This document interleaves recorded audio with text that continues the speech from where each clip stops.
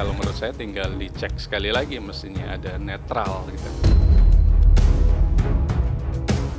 Andai kata pihak Polda atau pihak penyidik mau melakukan penyelidikan dan penyidikan, ya masih boleh-boleh aja. Nggak bisa Peggy Cianjur juga kemudian diselidiki.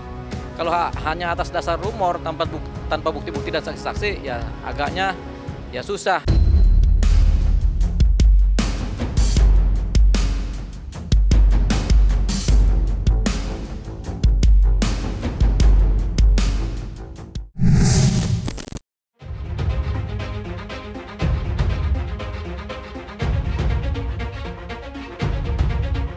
Pada tanggal 9 Juli 2024 lalu, Peggy Setiawan telah melenggang bebas dari balik jeruji besi usai memenangkan proses pra-peradilan.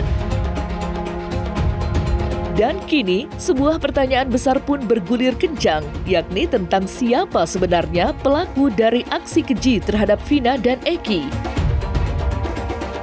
Sontak saja, hal itu melahirkan spekulasi liar yang telah berkembang luas. Yang paling panas adalah tudingan miring terhadap sosok Peggy Setiawan asal Cianjur. Beragam caci maki dan isu liar pun diarahkan kepadanya. Salah satunya adalah tudingan bahwa ia adalah putra dari Bupati Cirebon. Menyikapi itu, Peggy Cianjur dengan bantuan Deddy Mulyadi pun mengambil langkah tegas dan melakukan tes DNA. Dan kemarin, hasil tes DNA tersebut akhirnya keluar dan menunjukkan bahwa dirinya 99,99% merupakan anak kandung dari orang tuanya dan bukan putra dari seorang bupati. Lantas, mungkinkah hasil tes DNA tersebut membuat Peggy Cianjur bebas dari bayang-bayang pemeriksaan polisi? Serta bagaimanakah pula para praktisi hukum menyikapi hasil tes DNA Peggy Cianjur? Hasilnya kemarin katanya 99,9999 cocok, gitu, artinya dia anak dari pasangan Pak Cecep dan istrinya. Nah, tetapi bukan berarti artinya kecurigaan orang kan masih ada nih. Nah, tapi memang saya mengatakan dari awal, walaupun apapun hasil tes DNA itu kan bukan berarti juga dia begitu bukan anaknya mantan bupati terus dia bukan pelakunya, bukan itu kan. Jadi yang diributkan ini bahwa bukan pelakunya, bukan ya. Jadi andai kata pihak Polda atau pihak penyidik mau melakukan penyelidikan dan penyidikan, ya masih boleh-boleh aja. Itu konon, dan hasilnya konon juga 99,9% adalah anak dari bapak ibunya yang bukan bupati ya, bukan ya. Ya udah benar itu. Kalau memang itu benar, berarti kan Peggy Cianjur ini kan bukan siapa-siapa. Nggak ada kaitan apa-apa dengan perkara yang di Cirebon. Jadi, ya nggak usah diapa-apain juga. Kalau menurut saya tinggal dicek sekali lagi, mestinya ada netral gitu. Misalnya rumah sakit yang berbeda, supaya ada pembanding. Apakah di rumah sakit yang baru itu Peggy Cianjur tetap anaknya misalnya Pak Cecep misalnya. Kemudian apakah anak orang lain juga. Jadi yang dites itu bukan melulu subjeknya, Peggy-nya saja. Yang dites itu harusnya dua, Peggy dan orang tuanya. Ini kan orang tuanya dugaannya adalah Pak Cecep atau mantan dari pejabat di Kabupaten Cirebon. Nah, pertanyaannya, pejabat di Kabupaten Cirebon tadi dites DNA nggak? Untuk mencocokkan gitu loh gen dari Peggy Cianjur tersebut. Atau tidak? Kalau tidak, gimana mau membandingkannya bahwa Peggy Cianjur ini bukan anaknya pejabat di Kabupaten Cirebon? Kemarin itu saya mau menyampaikan bahwa kalau perlu tes DNA, itu kan bahasa saya seperti itu. Nah, sebenarnya itu bukan fokus saya tes DNA itu. Hanya saya mengatakan kalau perlu tes DNA. Kenapa? Karena sudah gaduh Peggy Setiawan di Cianjur ini, ya, para netizen ya, publik ini ya, menganggap menduga jangan-jangan Peggy Setiawan di Cianjur ini anak dari mantan bupati Cirebon. Nah, itu bisa dibuktikan dengan ternyata istrinya, ya, istri Bupati Cirebon ini yang menjabat juga sebagai pernah menjabat sebagai wakil bupati, datang juga dia dari Cirebon ke Cianjur kan, sampai dia bawa anaknya, sampai dia mengatakan bahwa ini bawa anak saya dan sebagainya. Nah, kalau ini kan sebenarnya bukan permasalahan hukum itu, ini hanya memberikan kepastian bahwa dia benar nggak anaknya Pak Cecep atau bukan. Ya, tes DNA kan menunjukkan identitas seseorang melalui hasil sambung darah namanya. Sambung darah itu ini bapaknya siapa, ini ibunya siapa, ini anaknya siapa, dari siapa, dan dari nenek moyang siapa, sukunya apa, itu tes DNA. Begitu. Jadi itu adalah salah satu alat bukti yang sifatnya non primer atau sekunder, bukti sekunder. Nah, kalau untuk mau menyelidiki si Peggy Cianjur, tentunya harus ada bukti-bukti primer, bukti utama, dan kedua saksi-saksi primer juga, saksi yang melihat langsung, mendengar langsung, atau mengetahui langsung bahwasanya Peggy Cianjur adalah pelaku yang terlibat bersama-sama dengan yang lain-lainnya dalam perkara Vina dan Eki. Tapi kalau itu nggak ada sama sekali, ya nggak bisa Peggy Cianjur juga kemudian diselidiki. Kalau hanya atas dasar rumor tanpa bukti-bukti dan saksi-saksi, ya agaknya ya susah, apalagi si Peggy Cianjur ini udah tes DNA lewat siapa? Lewat Kang Deddy Mulyadi di rumah sakit yang katanya kemudian ternyata memang benar dia anak dari bapak ibunya yang sekarang gitu. Jadi ya susah untuk menjerat si Peggy Cianjur. Nah, kita memang nggak bisa kemudian memaksa polisi untuk menyelidik seseorang yang kita curigai berdasarkan cerita-cerita dan katanya-katanya, itu nggak bisa. Polisi ya sudah, mending nggak usah diperiksa si Peggy Cianjur itu. Harusnya kalau mau fair, dites sekali lagi di sebuah rumah sakit yang netral, pembanding yang kedua lah. Kemudian yang dugaan orang tua sebenarnya itu pun harus dites juga. Berarti sama, kalau rambut berarti rambut juga, keringat, darah, dan lain-lain. Supaya dicocokkan. Nah, tinggal kalau memang ternyata yang kedua kemudian dibuka, diperlihatkan tesnya bahwa memang bukan anaknya pejabat Cirebon, ya kita harus fair juga gitu loh. Jangan menjolimi lah, itu kan hak asasi manusia kan. Kalau memang ternyata tes yang kedua pun tidak ada hubungan genetiknya dengan pejabat Cirebon, hanya ada dengan Pak Cecep, ya kita harus akui berarti Peggy yang Cianjur itu tidak ada hubungan.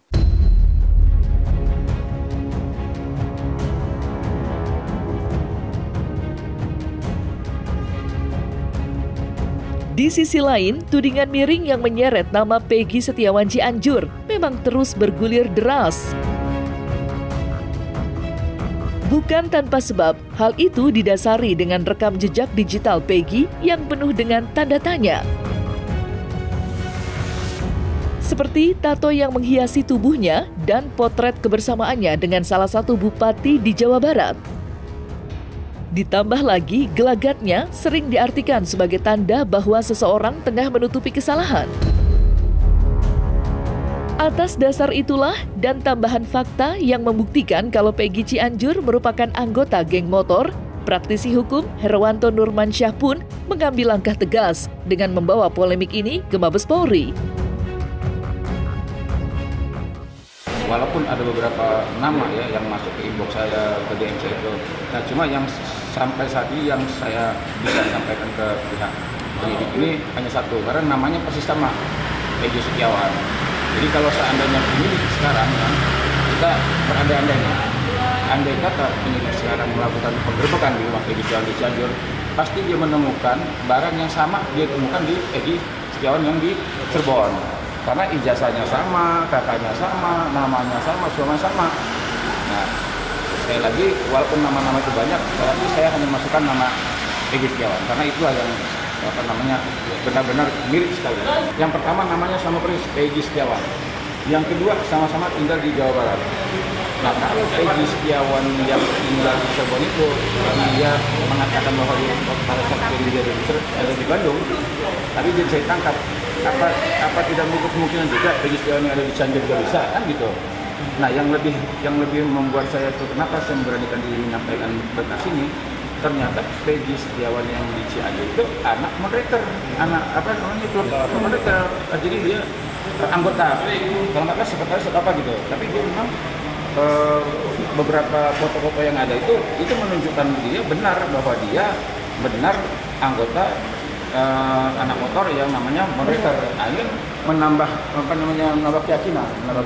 Oh, jangan-jangan benar. Nah, agar tidak menimbul tadi kegaduhan, terus prasangka-prasangka yang liar, ya sebaiknya ya penyidik panggil, periksa. Kenapa sih Peggy Cianjur saya lakukan tes DNA? Jangan sampai netizen ini, media sosial kita ini dikembangkan cocok logi. Nanti setiap ada namanya Peggy dicurigai, namanya Peggy dicurigai, kan kasihan. Untuk itu saya mengambil langkah untuk saudara Peggy Setiawan putra Pak Cecep dari Pacet Cianjur dilakukan tes DNA atas kesadaran mereka. Sehingga cocok loginya nanti tidak boleh terjadi lagi. Ya ternyata hampir semua foto-foto dia itu memang menunjukkan dia anggota motor monreker. Bahkan itu saya lihat itu beberapa tahun yang lalu dia jadi sekretaris anggota motor monreker itu ulang tahun ke-3 tahun gitu kan. Nah kan ada kecurigaan orang kalau dia umpamanya ini dugaan ya, kalau dia umpamanya baru tinggal di Cianjur ulang tahun yang ke-3 tahun, ya jangan-jangan dia baru 3 tahun gitu kan, karena ulang tahunnya 3 tahun. Nah kalau seandainya dia di Cirebon berarti 8 tahun kan. Ya, artinya kecurigaan ini bukan hanya ibaratnya hanya capok singgah, tapi memiliki dasar juga. Nah harapan saya begini, karena kita sudah memberikan informasi kepada pihak penyidik, harapan saya agar pihak penyidik segera memanggil dan memeriksa sedetil-detilnya. Untuk terkait kasus Vina ini, saya sebenarnya tidak tahu ya waktu awal kejadian. Yang saya tahu itu berita waktu monreker dibawa-bawa nih oleh media. Dan kami sudah mencoba klarifikasi untuk ke Polres Cirebon Kota 2016 itu, dan clear tidak ada tuh yang namanya isu seperti ini. Makanya kenapa kok isu ini muncul gitu setelah sekian tahun kan.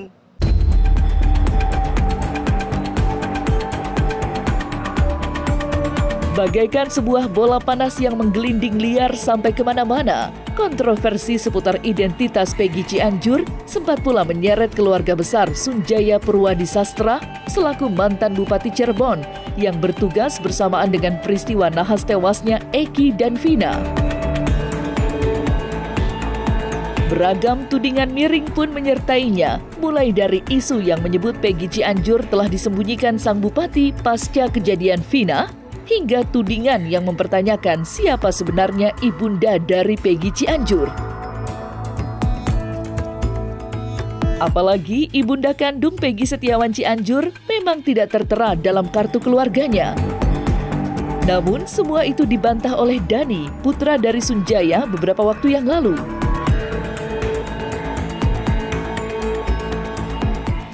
Kemarin juga dia bercerita dan menyerahkan bukti juga, kan katanya dia itu, jadi kok orang ibunya kok udah nggak ada lagi di kakaknya, kartu keluarganya. Nah, jadi bukan ibunya itu bukan mama saya, Bu Wahyu, tidak. Jadi Pak Cecep dengan Ibu Lis kalau nggak salah ya, namanya itu sudah lama bercerai, makanya sudah tidak ada di kartu keluarga, makanya tidak ada. Kalau nggak salah itu Peggy tinggal sama Pak Cecep kalau nggak salah. Dia bercerita seperti itu. Kita sudah lama bercerai Mas, tolong diluruskan. Ini oke, kita bantu Mas, kita bantu klarifikasi, kita bantu ini gitu. Jadi bukan mama saya cerai sama Pak Cecep, tidak. Mama saya hanya nikah dengan papa saya. Jadi nggak ada itu berita-berita yang katanya ibu saya nikah 2 kali, Pak Cecep supir papa saya, tidak ada sih. Itu kalau sama Pak Cecep supir, tolong apa gitu, buktinya jangan ngomong aja. Iya, jadi awalnya memang kan kami ada mempertimbangkan untuk melaporkan akun-akun yang selama ini beberapa hari ini mengeluarkan berita-berita hoax. Dugaan pelaku kasus Vina. Nah, cuman rupanya ada pertimbangan keluarga pada akhirnya, karena memang ini kan peristiwanya peristiwa yang tidak benar kan, ya keluarga lebih memilih untuk mendiamkan saja gitu, tidak mengambil langkah hukum gitu. Iya, tadinya kan mau seperti itu, cuman ternyata kan keluarganya sudah nggak mau, ya sudah, kita mau apa gitu. Dia masuk geng motor itu 2017, itu faktanya. Terus ijazahnya itu kok nggak punya ijazah karena ijazahnya belum bayar kalau nggak salah ya. Ya kalau misalnya, jadi gini polisi itu bukan tidak bekerja, polisi itu bukannya tidak mengecek, polisi itu bukannya nggak ngapa-ngapain.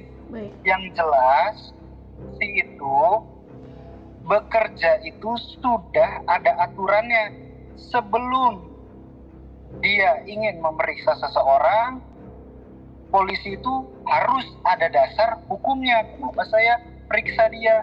Kenapa saya ini? Kenapa saya itu? Jadi kalau semisalnya memang sudah ada bukti atau kayak gimana, ya periksa saja gitu. Yang pasti polisi itu nggak asal yang namanya meriksa orang, tiba-tiba memanggil seseorang tanpa adanya bukti.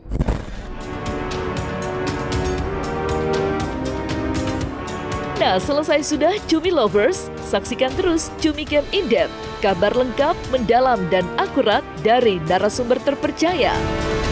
Dan jangan lupa untuk like, subscribe, dan juga share channel YouTube Cumi Cumi.